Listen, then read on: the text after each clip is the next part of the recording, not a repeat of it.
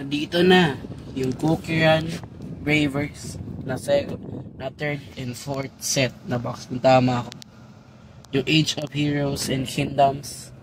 Tapos dami nang binigay sa amin na free promo packs na volume 1, 2, 3, and 4. Dalawang box binili ko. Get ready guys sa gagawin kong video na yun, sa unboxing na isang, not only one but 2 box of Cookie Run Age of Heroes and Kingdoms. Makikita natin kung ganun kaganda yung cards, tsaka yung kung makakuha tayo ng mga magandang cards, tapos pwede kong gamitin sa deck ko, ginagawa. Tapos binigyan din kami ng free na posters. So yun lang masasabi ko sa inyo.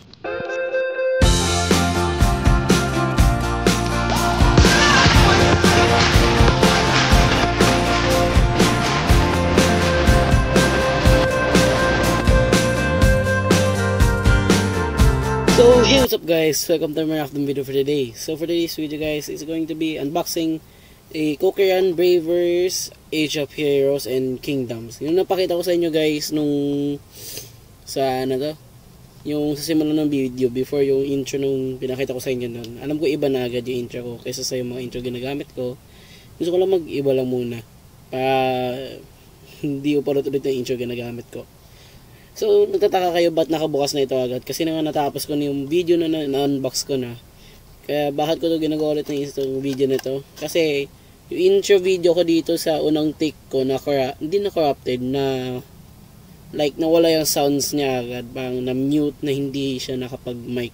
Like yung parang sinabi ko sa inyo ng kanina na doon sa na-unbox ko na may technical issues kasi hindi nanginginig yung boses ko. So, tamad na ako i-voice over nun. So, gagawin ko na lang ito na isa pang clip para sa intro na ito. So, ito yung i-unbox natin yan. Tapos, meron din na ito ng parts na hindi naman narinig yung na-unbox ko dun sa mga wrapping na yan. Gagawin ko na lang yon na wala siya talagang sounds. Lalagyan ko na lang ng background sounds. Tapos, yung mga iba't ibang parts na lang. I-speedrun ko na lang yun para hindi kayo board dun sa part na yan.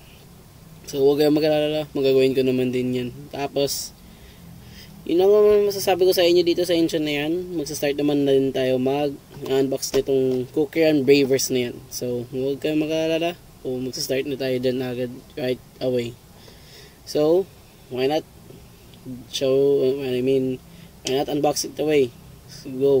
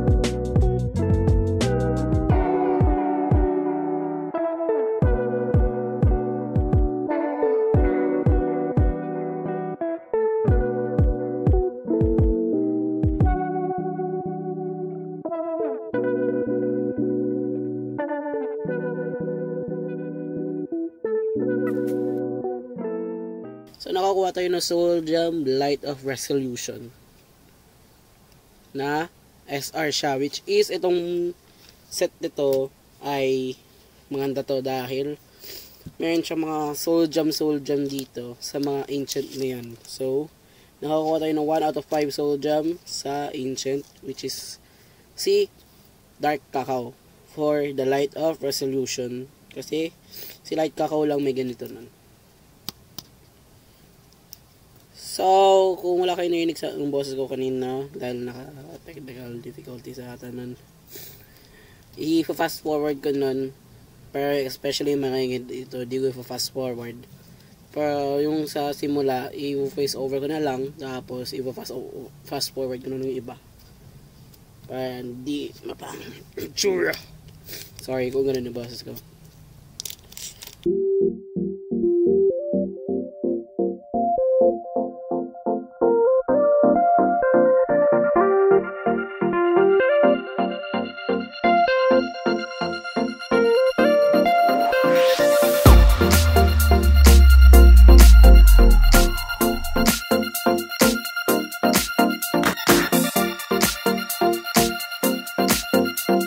Pero di ko talaga kung paano ko sabihin yan. So, kung hindi nyo ko talaga narinig kanina, sinabi dito, hanggang mga rare yung cards dito, which is kasi maganda sila, lagayin ko lang ng inner sleeves. Yun lang yung nagawa ko.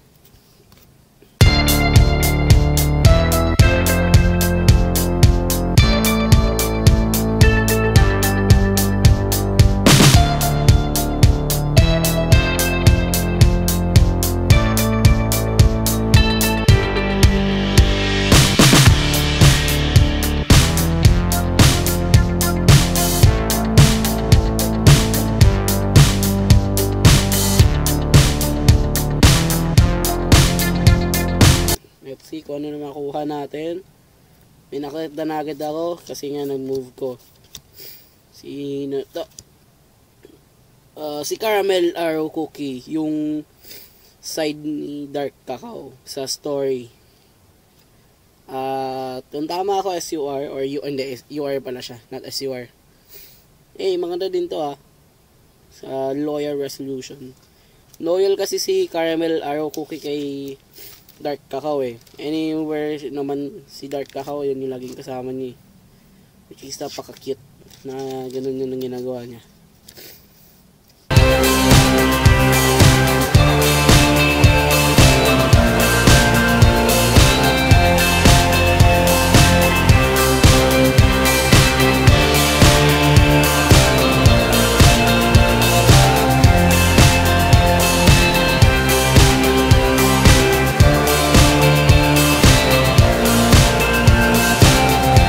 Siya malakas sa Cookieran Kingdom, pero worth it pa rin siya i-collect kasi collection mo pa rin siya sa Cookieran Kingdom, hindi siya sayang.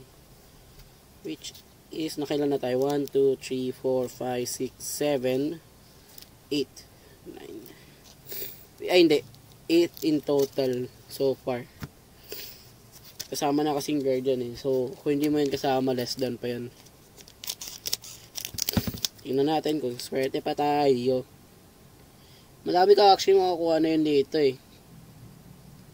So, wag kaya magtataka kung madami na ako nakuha. Nakuha ulit tayo ng rare ulit. Si Dark Choco naman, yung anak nito ni, anak tuloy, yung tatay ni Dark Cacao, which is ito, si Dark Choco is the son of Dark Cacao, ancient cookie. Costume cookie yan actually, ginamit yun dyan na design. Not bad actually. Yung skin ko nga doon sa Cookieran Kingdom niya, yung Pasko Pasko! Wow! Si matcha cookie, my favorite drink! Oh my god! Sorry. Favorite drink ko kasi talagang matcha nakakuha tayo ng matcha. SR. Ano kaya ang ginagawa nito? If your support area contains 7 cards or more, select up to one of your opponent's cookies. That cookie receives 1 damage. Activate siya once per turn. So, every turn lang siya ma-activate. So, damn. Buksan na natin ito lahat kasi nga, first open to Excuse me. Let's see what we got from other cookies. From other packs that I'm gonna open soon. Hindi ka masyadong lugi dito. Kung swerte ka. Oo. Kung swerte ka, hindi ka masyadong lugi. Dahil, actually per pack, and dahil kasi dito, yung per pack kasi 85 pesos per pack sa Pilipinas. Oh, nakuha ko si Snapdragon, which is bago to. Sa set na to kasi. Matagal na kasi si Snapdragon sa Cookieran Kingdom mismo. So, 9 lang siya inad dito sa Cookieran Bravers. Yay! Cute ni Snapdragon. Actually, malakas si Snapdragon sa Cookieran Kingdom. The support kasi siya eh. So anyway, like I said, ano to? Actually, 85 pesos per pack kapag sa Pilipinas. Worth it naman siya. Dahil 5 cards sa mga kuha mo. Pero kung swerte ka naman sa mga cards yung binakuha mo sa mga per packs, okay na yun.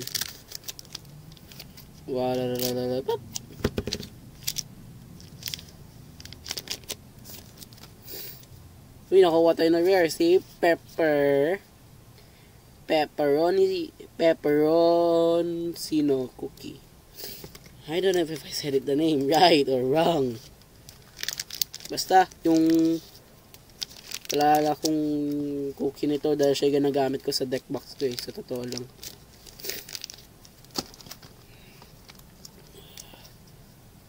I-unbox din natin itong mga promo nito after nito. So, gusto nyo talaga buksan ko yung pangalawang box? Gusto nyo? Hindi naman. Kasi nga, bubuksan ko naman talaga yun siya anyway. So, why not show it to you guys? Kali masyadong kamasaya. Then, speaking from wait. So, okay, nakuha tayo ng internal frame. Yan, kung ikagin nakuha ko. So, ito lahat ng perso na nakakuha ko dyan. Tapos ito lahat ng nakuha kong sleeves. Ay, lahat ng sleeves, lahat ng mga cookies. So, meron tayong 1 wear, 2, 3, 4, 5. 5 years in total. Tapos yung dito naman, 6 in total. So, SEC, iba UR tapos SR. I mean 7 kasi kasama na si Pierre Manila kasi naman din. So, worth it na siya. Naman nakuha dito sa computer box. Makakuha tayo ng Pitaya Dragon! Damn! Si Pitaya Dragon Cookie. Aha. UR siya, actually. Damn, ang ganda nito. Di siya malakas sa Cookieran Kingdom, sa totoo lang. Parang not that strong kasi nga outdated naman na siya eh. Dahil last year siya oh. Kung tama ako nalabas. Di ko kasi sure eh. Matagal na kasi ako naglalaro ng Cookieran. Pero kasi ngayon lang ako bumabalik sa Cookieran mismo dahil sa Beast ni Shadow Milk Cookie. Tapos sa Awaken ni Pure Vanilla. Yun lang yung reason ba't ako bumalik. Uy! Rare ni Stardust Cookie. Costume to eh. Actually. So wala naman may paki dito. I-check ko lang naman yung mga ibang cards naman dito kung anong magandang gawin naman eh. Tapos baka plano ko gumawa ko ng isa pang set dito. Maybe. Just maybe. Yep. Nakakuha tayo isa pang rare. Meron pa tayong 3 pack. So ano kaya dito? Ito na lang sa gitna. Okay, game.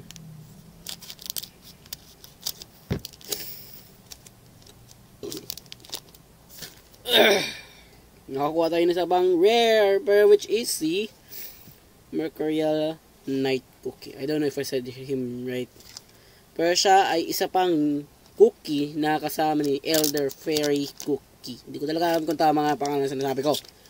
Pero nandito yung picture niya. Kasi mga kasama niya nun.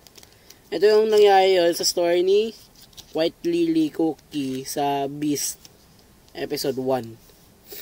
Actually, itong episode 1 na yan, dyan na nagpakita agad si Shadow Milk Cookie na Pure Vanilla and Shadow Milk Cookie na din nagpakita na. Tapos si White Lily din kasama na doon dahil siya yung best friend ni White and ito ni Pure Vanilla. So, ready na din. So, last pack from this first box. Tingnan natin kung ano maganda makuha. Wala tayong nakuha maganda dito. Pero okay na yan. Madami tayo nakuha maganda eh. Ito, nakalabas na ako bubukas dito. May isang card talaga akong kulang. Eh, wala pa ako. Hindi ko pa siya nakukuha. Not for sale nga eh. Kasi nga promo siya. Dahil nakukuha mo lang talaga to sa competition. Or sa mga giveaway niyan. Si Macaroon Hammer. Not bad. Meron na ako nito. Pero pwede ko siyang gamitin. Dahil sa akin yan. Second, 1 promo pack is 1 card. Yun lang yun. So, diba? Yun lang yun laman. Ano to? Si Mustard Cookie. Meron na tayo nito. Yay! Bakit parang hindi ako surprise? Ito naman, tagay-isa kami ng mga kapatid ko. So, akin to. Tapos ito sa mga kapatid ko yan. So, ito, buksan na natin.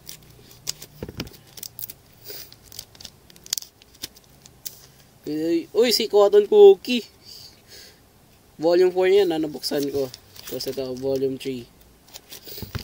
Wala naman mong crazy happen dito sa box nito na unboxing, pero free kasi siya, so sayang naman. Kunin natin to. Sino to? The Hairs. Hindi ko talaga matama. Betrayal. Damn. Ang ganda naman cards. Sa totoo lang, worth it na to sa akin. Whee! Lagay natin siya dito. Tapos, clear out natin yung area natin ulit. For the second box.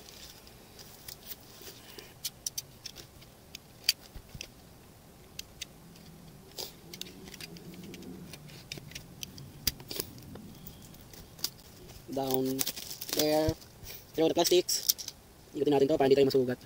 Open it up. Tapos ano yung makakuha natin ng promo card. Si Pure Vanilla nakuha natin. Nakuha ko yung favorite kong character sa coupon. Si Dark Cacao. Whee! Favorite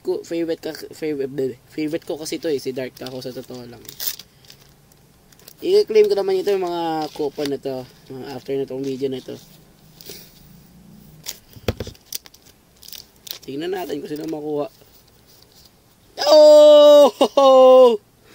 First pack agad sa second box. Makuha agad tayo ng SR. What? Parang lang yun na kanina. Nakuha ko si Pure Vanilla. Yun yung first pack ko Nakakuha agad ng SR Baka ganun. Nakakuha agad ka ng SR in the first pack. Tama ako. Kasi gabi naman yun Okay, next box. Next pack. Lagyan natin ikaw dito. Open this up. Throw you there. Let's see kung may nakuha tayo maganda. Wala. So, tuloy-tuloyin ko lang yan para makita natin kung may nakuha tayo maganda. So, kaya magtataka naman masyado. Sino ta? Si Licorice Cookie, which is rare. Initra niya. Magandang cookie din ito For beginners cookie sa cookie yan, ready siya sa inyo. Pero kapag matagal ka na naglalaro, huwag yun na siya gamitin kasi hindi na siya worth it. Tsaka hindi na siya malakas. Sa totoo lang. Beginners cookie siya pang sa chili pepper cookie pamaki.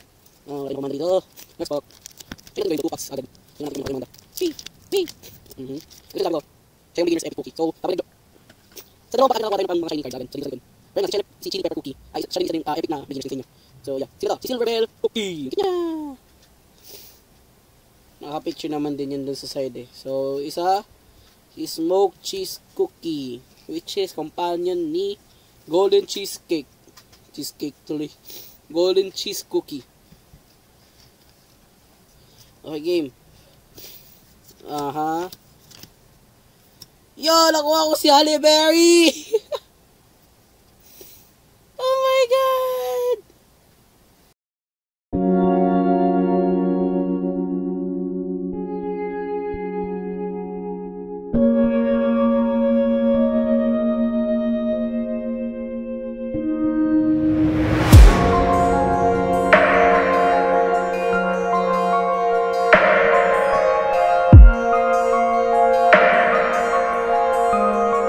Rare, which is di siya SEC. Yung nakita nyo kanina SEC yun.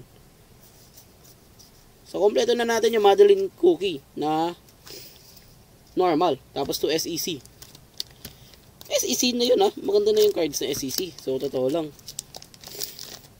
Tapos sino to?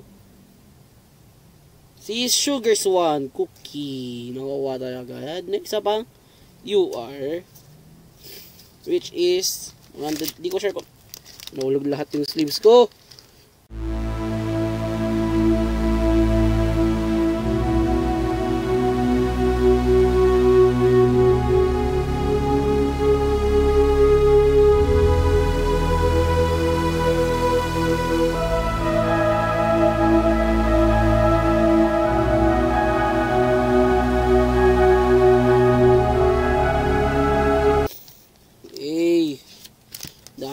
Soul Gem nakuha na yun ay dalawang Soul Gem, dalawang Ancient. Bakit kaya hindi nila pinantay yun? Nope. Yan nakuha ko. Holly Berry tapos Pure Vanilla sa Ancient. Tapos yung Soul Gem ko ay si Golden Cheese tapos si sino to? Si Dark ako nakuha ko. Ano yun? Dapat si Holly Berry Soul Gem, Pure Vanilla Soul Gem ko yun. Nakuha ko yun. Ang duga.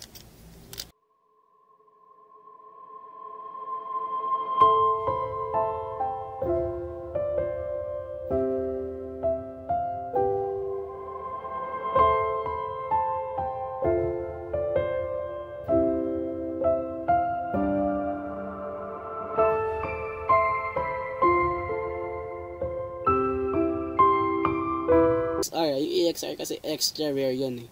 Pero ito yung EXR, yung pang downgraded version niya. Pero the same design siya. Yung nagkaiba lang sa kanila yung border niya. Pero kung sabihin ito yun. No way! Age of Heroes Kingdom! Yung design ng harap ng box! Nakakuha tayo ng stage! Yung activate niya, every color as in, rest this card if your battle area and support area contains 5 different ancient cookies and 5 different Soul Gem cards. Kaya ito maganda to, kapag multicolor yung cards mo, every single color. Kapag lahat ng ancient, lahat ng Soul Gem, automatically panalo ka na agad. Like literally, panalo ka na agad. Kung meron ka ng lahat ng Ancient tapos ng Soul Gem, you win the game. As in, panalo ka na agad isang game.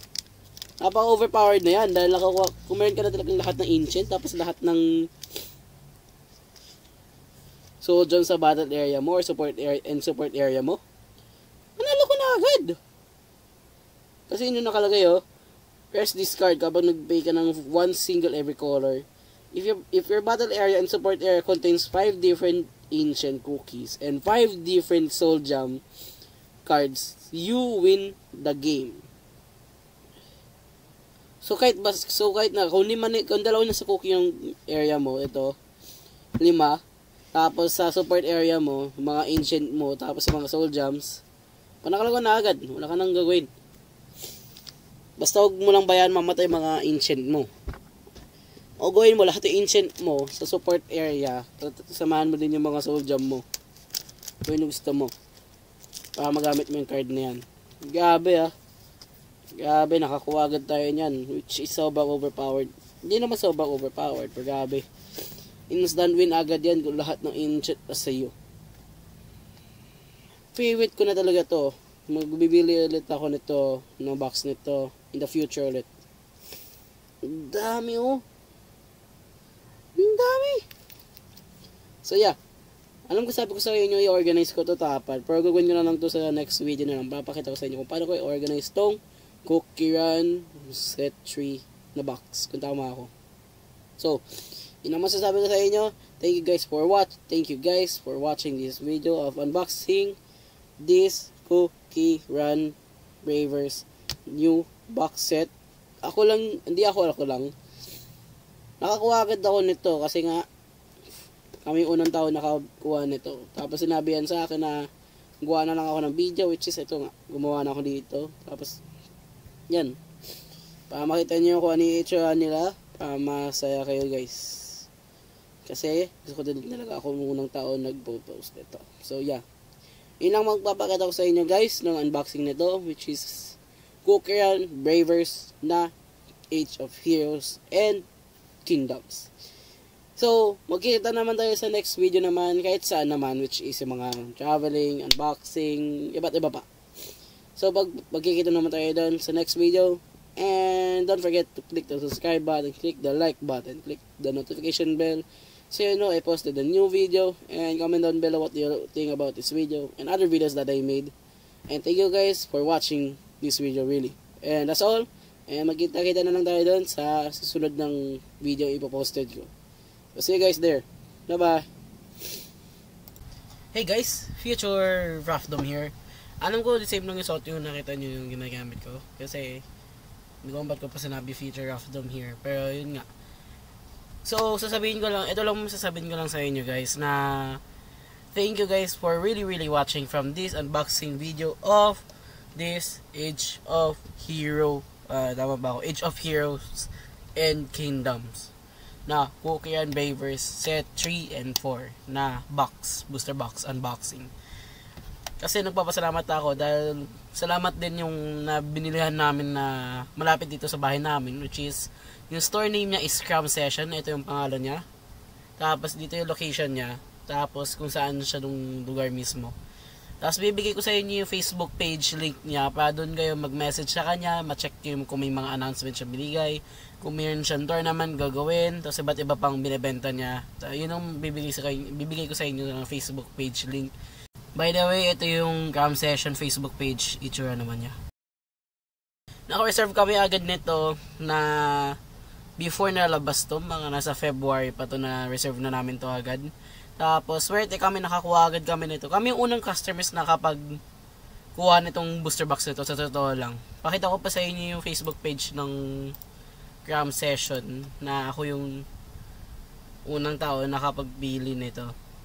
Hindi ko papakita sa inyo sa screen ko, pero papakita ko sa inyo yung screenshot na dito sa gilid ko lang para maniwala kayo talaga dyan. Yun ang masasabi ko sa inyo. Pero meron akong upcoming schedule guys sa March 30. Magagawin kong video din yan actually is a competition or the tournament from Cookieran Bravers from Okada sa Manila, which is di ko sure kung tama ako, kung nasa MOA lang yun, pero sasama ako na sa tournament sa March 30 na gagawin kong video na yan. Coming soon kasi March 30 nga sila yung tournament mismo, so mga after March 30 mga 2 to 3 days ipopost ko agad yung video niyan. So yeah, antayin nyo na lang yun. Tapos antayin nyo lang upcoming iba kong videos na nakatambak lang dito sa computer ko tsaka sa phone ko. Yun lang masasabi ko sa inyo. And goodbye guys.